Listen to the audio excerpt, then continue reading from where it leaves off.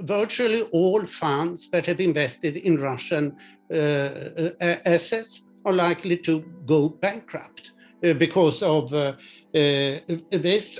And the Russian ruble fell instantly by 30%. It's likely to fall much more. A minimum would be 50%, which is what it fell by in a relatively mild crisis in 2014 after the first Western sanctions. And with 50% devaluation, you would expect at least 20% inflation, perhaps more.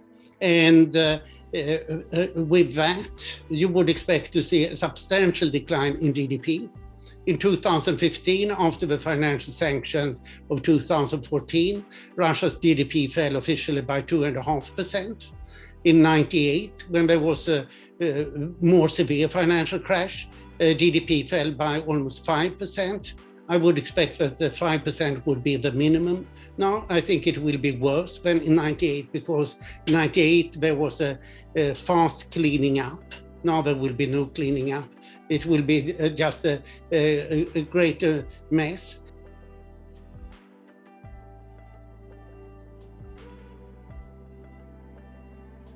If a fraction of that support that we Ukrainians are receiving right now from the West was given to us back in 2014, I think we would have not been here where we are today. And all these policies of appeasement, of not provoking Russia, of so-called diplomacy and so on, are actually have led to this situation where we are at this particular moment. And yes, these critical mistakes and this drastic miscalculations will have to be within lessons learned from now on. But that probably will have to be done after the war will end. Right now, there is an importance of real action.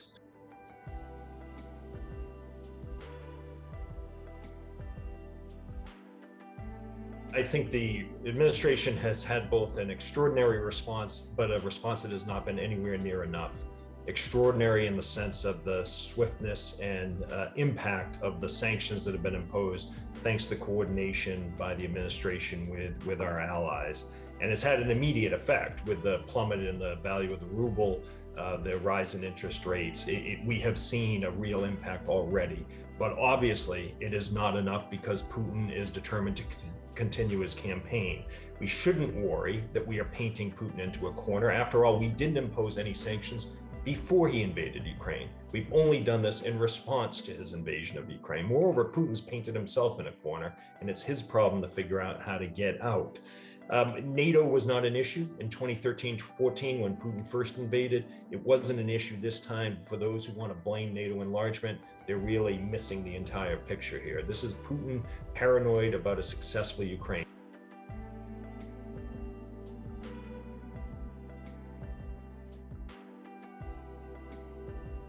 Despite Chinese leaders' strong preference that Russia had not invaded, I think it's definitely a complication for China. And in their perfect world, you would have had an extended situation with Russian, kind of threats to Ukraine, but that were not acted upon. I think you can still see a very clear tilt to support Russia's position, much more so than we saw in 2014. And if anything, I think China's support for Russia's core position and its assertion of the U.S. and NATO as the problem, as the culprit in this situation, has gotten stronger over the last few days.